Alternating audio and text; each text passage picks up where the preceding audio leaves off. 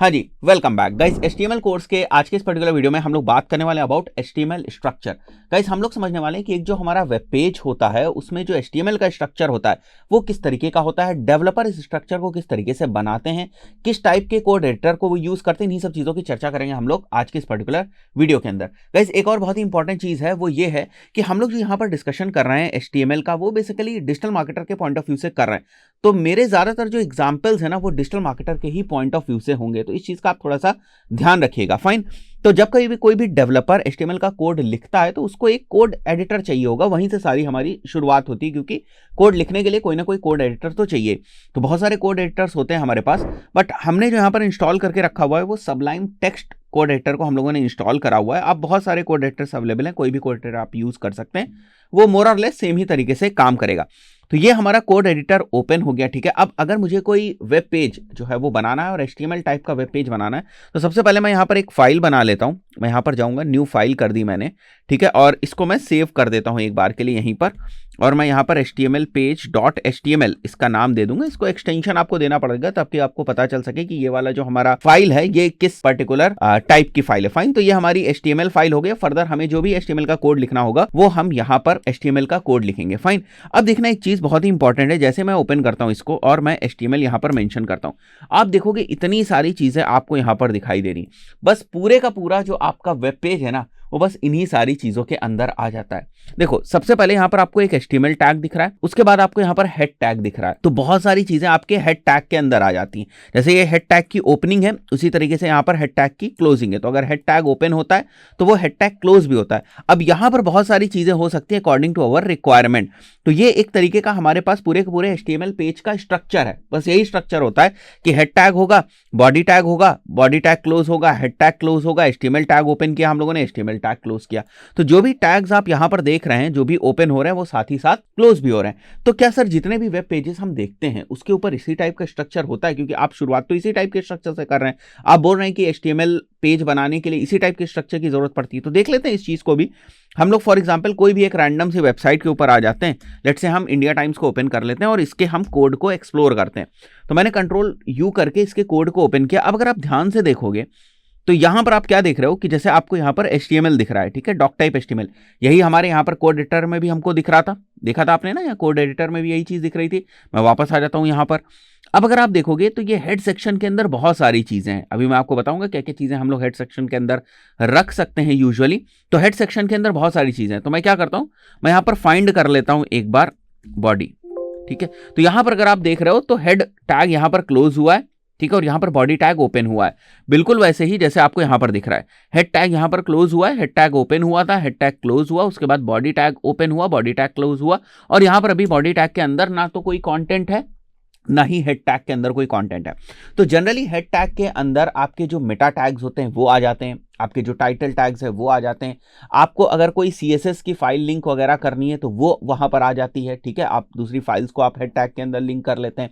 आपको कोई स्क्रिप्ट वगैरह लगानी है तो वो आप हेड टैग के अंदर लगाते हैं। तो ये सारी चीजें हमारे हेड टैग के अंदर आती हैं। तो बेसिकली हेड टैग के अंदर आने वाली चीजें हमारे वेब पेज पे डिस्प्ले नहीं होती, इसको ऐसे हम लोग समझेंगे।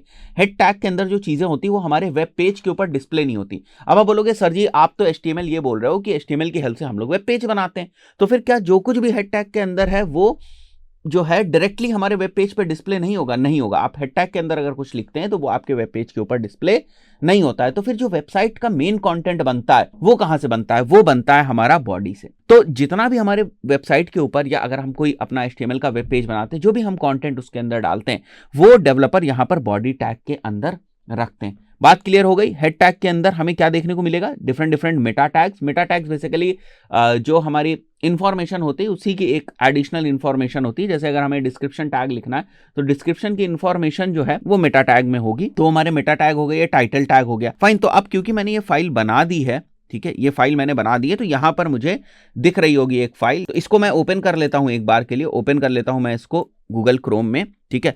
तो अगर अभी आप देखोगे तो आपको कुछ भी नहीं दिख रहा है, ब्लैंक पेज दिख रहा है। क्यों? क्योंकि ये वाली जो भी चीजें थी ये किसी भी तरीके से पेज के ऊपर कोई इंफॉर्मेशन को नहीं पब्लिश करती, नहीं दिखाती। फाइन, यहां पर अगर आप देखो तो ये डॉक टाइप HTML लिखा हुआ है। इसका सीधा सा मतलब ये होता है कि हम जो है वो ब्राउजर को बता रहे हैं कि ये जो फाइल है ना, ये HTML टाइप की फाइल है, क्योंकि browser is capable of rendering different types of files. जैसे XML है, उसको भी ब्राउजर समझता है कि XML भी तो एक टाइप ऑफ फाइल ही है जिसमें आप लोग साइट मैप्स को क्रिएट करते हैं। तो बहुत सारी ऐसी डिफरेंट टाइप्स ऑफ फाइल्स होती हैं जिनको कि ब्राउजर शो करा सकता है या दिखा सकता है या रन करा सकता है। तो हमें स्टार्टिंग में बताना पड़ता है कि ये वाला जो हमारा फाइल टाइप है कौन सा है, ये वाला जो हमारा फाइल टाइप है वो HTML है। फाइन, तो इसी तरीके से अगर मैं यहां पर वापस आ जाऊं, जो आप इंडिया टाइम्स का कोड देख रहे थे, इसमें भी अगर आप देखोगे तो इसमें भी स्टार्टिंग में आपको यहां पर दिखाई देगा, देख रहे हैं आप, डॉक टाइप आपको HTML। कोई भी आप अगर पेज उठा लें, it's not only about India times. मैं दूसरे पेज के ऊपर आ जाता हूं, इसमें भी मैं Ctrl U करता हूं और यहां पर भी देखो आप, तो डॉक टाइप आपको HTML दिख रहा है, ठीक है। उसके बाद यहां पर आपको हेड सेक्शन दिख रहा है, और हेड सेक्शन के अंदर जैसे मैंने आपको बताया, देखिए टाइटल टैग्स हैं, ठीक है, बहुत सारे मेटा टैग्स आपको देखने को मिलेंगे, ठीक है, बहुत सारे आपको मेटा टैग्स देखने को मिलेंगे। उसके साथ साथ अगर आप देखोगे तो यहां पर बहुत सारी जो CSS की फाइल्स हैं उनको यहाँ पर लिंक किया गया है। जो डिफरेंट हम CSS की फाइल्स बनाते हैं, उन फाइल्स को भी अगर आप यहाँ पर देखोगे तो उन फाइल्स को भी यहाँ पर लिंक किया गया है। तो इस तरीके से हमारे जो एक HTML का डॉक्यूमेंट है उसका स्ट्रक्चर जो है वो तैयार होता है। अब आप बोलोगे सर जी, अगर हम यहाँ पर कुछ टाइटल में लिखते हैं तो क्या वो रियल टाइम में हम उसको देख पाएंगे? बिल्कुल देख पाएंगे। मैं लिख देता हूँ यहाँ पर दिस इज टाइटल और इसको मैं सेव कर दूंगा।